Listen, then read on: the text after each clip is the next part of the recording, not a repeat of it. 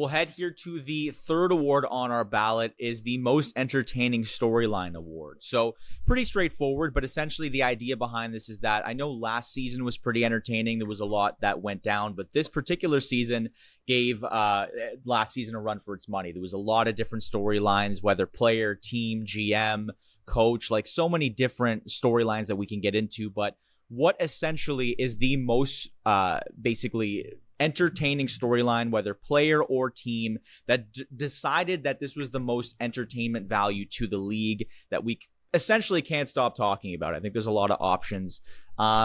Christian, we'll go to you first for this one, and then Dave, and I'll wrap it up here. Yeah, I considered both ends of the spectrum here. Like, there's somewhere it's like the train wreck in slow motion that you can't turn your eyes away from, or there's just things that were just incredibly exciting. But I have to go with Four Nations. No matter how I tried to twist the knot in my head, the Canadians winning at Four Nations, it has to be it for me. I think it was exactly what hockey needed, and I still think if Four Nations just did not happen, we'd still be like, this was a really successful NHL year. Salary cap is still going up. Four Nations doesn't really factor too much into that, but that's a moment that we were waiting basically 10 years for. Even longer, 2014, like the 2016 World Cup, if you want to go there, 8 years, whatever you want to call it. And that's just kind of the piece de resistance of the NHL season for me. We've talked about it at length, but what I really liked about it is, even though the tournament is just like this week and a half period of time, the conversations about this started in the summer, maybe even like years before. I think honestly, every year you see an article come out, whether it's an Olympic year or not, where it was like, who would be on Team Canada if there was a tournament? And so many of those lists have gone to waste. Those players never played for Team Canada, and for once, we could make those lists, and they actually happened. And I shouldn't just make it about Canada. I think it was obviously about the Four Nations, but the Canada-US games were must-see TV. Must-see TV both times. It's really tough for me to make an argument against Four Nations, guys. I mean, it definitely ended in such a great style, because I know if it went the opposite way, if Canada didn't come up with that, I would have thought maybe that was the hands-down worst tournament that they've ever put together. Terrible All-Star game. Yeah, terrible, awful. But I'm glad it did go Canada's way in the end. Yeah. What do you got for us, Dave? Yeah, so I've got the Marc-Andre Fleury retirement tour. I don't know if we always see the stops that he makes, but I remember in particular, I was working at SN for his last game in Montreal, obviously his hometown, and like the ovation he got. Pretty sure I don't think he picked up a shutout that evening, but he definitely got the win. And it was like a resounding win, and everybody in the Montreal, like in the Bell Center, was on their feet. They're chanting his name. It was awesome. Both benches kind of cleared out to give him like a big handshake line. And that's happened in different spots.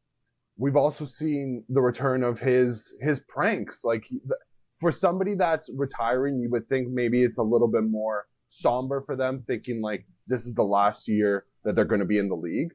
But the Flower, he's still himself. Like he is the fun-loving, French-Canadian guy who was drafted first overall by the Pens over 20 years ago. He's still the same guy over 20 years later, and I've loved Marc-Andre Fleury growing up. He's like such just, I don't know, for some reason I've always loved the guy, just his personality. It's just so infectious. And for me, it's going to be sad to see him go, obviously, but it looks like he's going out on his own terms, which honestly, not many players can have that type of style. So, yeah, Marc-Andre Fleury, man, love the guy. It's a good one. I think that's what makes this award such a unique one. It in a general sense, like it's a very straightforward award, but I think because we all have a little bit of experience in the industry early on, like some of our like experience over the last couple months probably sway this in our direction. And I know I can at least say that from mine, is just the whole Mikko Rantanen storyline this year. Like, I think no one really anticipated the direction this was going to end up turning, and it was such a roller coaster. And we don't have to recap everything, but just the initial trade to Carolina was such a shock for me. I've mentioned it, I think, before on the pod. I was working at Sportsnet during the internship and was scrolling Twitter X while the trade broke, and we were on air with Roger Lajoie, and I was like, dude, this has to get talked about. And just the whole rigmarole of trying to get Elliot Friedman to join, and like following Twitter that night on the Friday. It broke Twitter, at least in the hockey sense, on a Friday evening. And I think this was a week before JT Miller, so back-to-back Fridays. But I think it was the highest high for a guy seeing Eric Tulsky. First year as a GM, he looks like Albert Einstein, but when he was, 25 years old. And everyone's like, this guy's a genius. Look at the move he's making. Surely they'll sign him for an 8-year contract. To the absolute lowest of lows, finding out there was no deal in place, and essentially this was not even close, at least from Mikko Rantanen's perspective. And then obviously having him move to Dallas. So not only do you have the entire storyline of, oh my God, he got traded to Carolina, there's that second wind of, oh my God, they're not going to sign him and he's going to have to get traded, and the speculation of where he goes. And now that he's in Dallas, 13 points in 13 games, it seems like the system's a little bit better for him. So the still entertaining nature of Mikko Rantanen himself, outside of the trade value, just the fact that he's an entertaining player, it's back. He gets a black eye and an inflamed face, like a week or two into his Dallas tenure, and we look at him like he's eating a puck after the game. Dramatic, but at the same time, the reason I think this was entertaining was, to me, it wasn't exhausting. Like, the JT Miller saga in Vancouver was exhausting to talk about. Week after week, I'm like, I don't want to have to talk about the Canucks again or think about the Canucks. It's such a stupid, like, you guys are almost such a stupid you, franchise, man. You can say it. No, but it's honestly, it's not even that. But the way it was handled, and like, Miller's over 30 years old. Pettersson's like 26, 27. Like, grow up. Like, seriously, I can't talk to him in the dressing room. Dude, You're right. You're right. You're a professional hockey player. So it's exhausting to watch that transpire. With the Mikko Rantanen thing, I think was actually entertaining rather than like it took a lot of mental capacity to follow. So that's why I think it was entertaining to me throughout the year.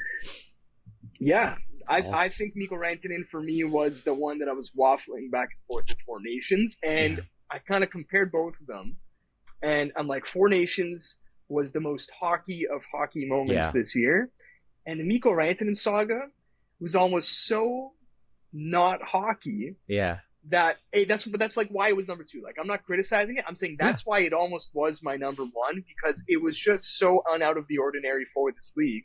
It was the Luka Doncic trade of the NHL, right? That's what it was. It was. And like the Doncic stuff, that conversation's still going. Maybe it is exhausting now, but it dominated the headlines on the week of the Super Bowl, right? Like, how did the NBA manage to do that against the NFL? That trade was able to do it. And I do think the Mikko Rantanen saga, like you said, long, but it was always entertaining. It definitely was. And Marc-Andre Fleury, Dave, I looked. Minnesota actually this year never gave up a goal to Montreal. They won 3-0 and 4-0. Wow.